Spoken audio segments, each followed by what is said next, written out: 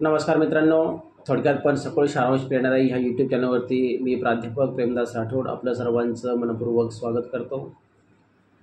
आज 1 मे हा महाराष्ट्र दिन, त्याचबरोबर कामगार दिन म्हणून सुद्धा साजरा केला जातो। सर्व बांधवांना महाराष्ट्र दिन आणि कामगार दिनाच्या हार्दिक हार्दिक शुभेच्छा देतो। आजच्या व्हिडिओच्या माध्यमातून आपण महाराष्ट्र दिनानिमित्त माहिती घेण्याचा प्रयत्न या ठिकाणी करणार आहोत। मित्रांनो, महाराष्ट्र ही थोर महात्म्यांची भूमी आहे असं म्हटलं जातं, जिथे संत ज्ञानेश्वर महाराजांपासून तर तुकाराम महाराजांपर्यंत, छत्रपती शिवाजी महाराजांपासून तर संभाजी महाराजांपर्यंत, महात्मा ज्योतिबा फुलेपासून डॉक्टर बाबासाहेब आंबेडकरांपर्यंत अनेक थोर मंडळीचा जन्म त्या ठिकाणी झालेला आहे। पण आपल्या महाराष्ट्र राज्याची निर्मिती कधी झाली, केव्हा झाली, कशी झाली हे सुद्धा आपल्याला माहीत असणं आवश्यक आहे। तुम्हाला महाराष्ट्र दिन साजरा करायचा असेल तर सुरुवात या दिवसाचा इतिहास आणि महत्त्व जाणून घेण्याचा प्रयत्न आपण सर्वांनी केला गेला पाहिजे। 1 मे रोजी महाराष्ट्रात उत्साहाचे वातावरण असते। या दिवशी लोक पारंपरिक महाराष्ट्रीय पोशाख परिधान करतात आणि महाराष्ट्रीय संस्कृतीचा गौरव त्या ठिकाणी केला जातो, कारण याच दिवशी आपल्या महाराष्ट्र राज्याची स्थापना झाली होती। साधारण 64 वर्षापूर्वी 1960 मध्ये महाराष्ट्र राज्याची स्थापना करण्यात आली होती। महाराष्ट्रासह गुजरात राज्याची स्थापना देखील 1 मे रोजी करण्यात आलेली आपल्याला लक्षात येत आहे।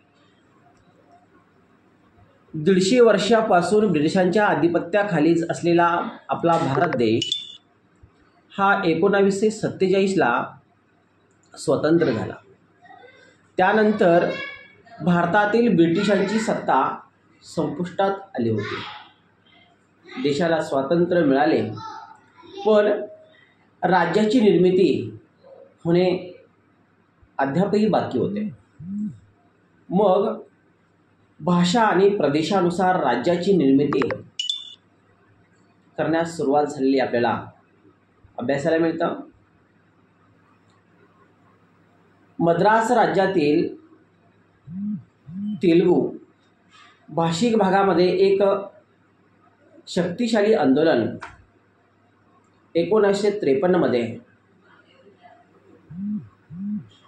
झाल्यानंतर आंध्र राज्याची निर्मिती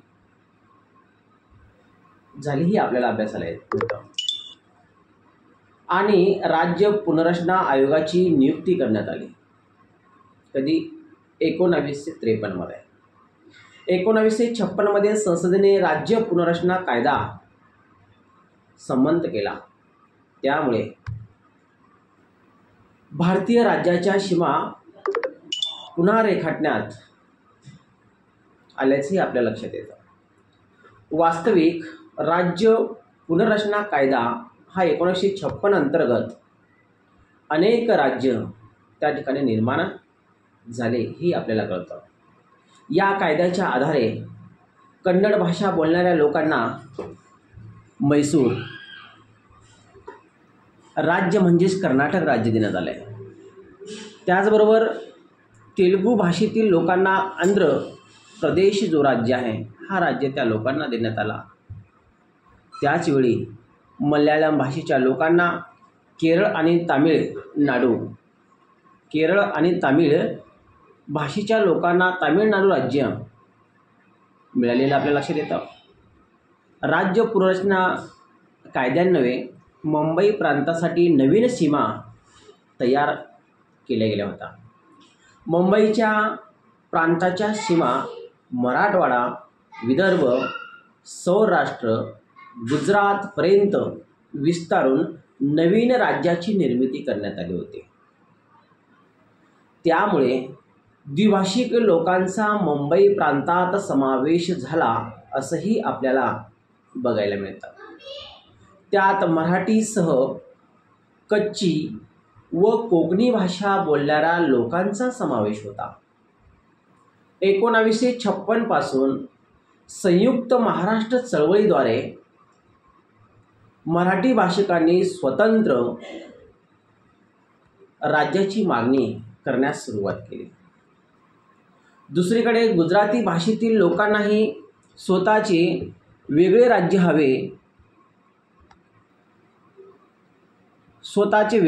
हवे असं त्यांना वाटत होतं. म्हणून त्यांनी ही चळवळ करण्यास सुरुवात केली आणि ह्या आंदोलन किंवा ही चळवळीचा परिणाम त्या ठिकाणी होताना दिसून येऊ लागला.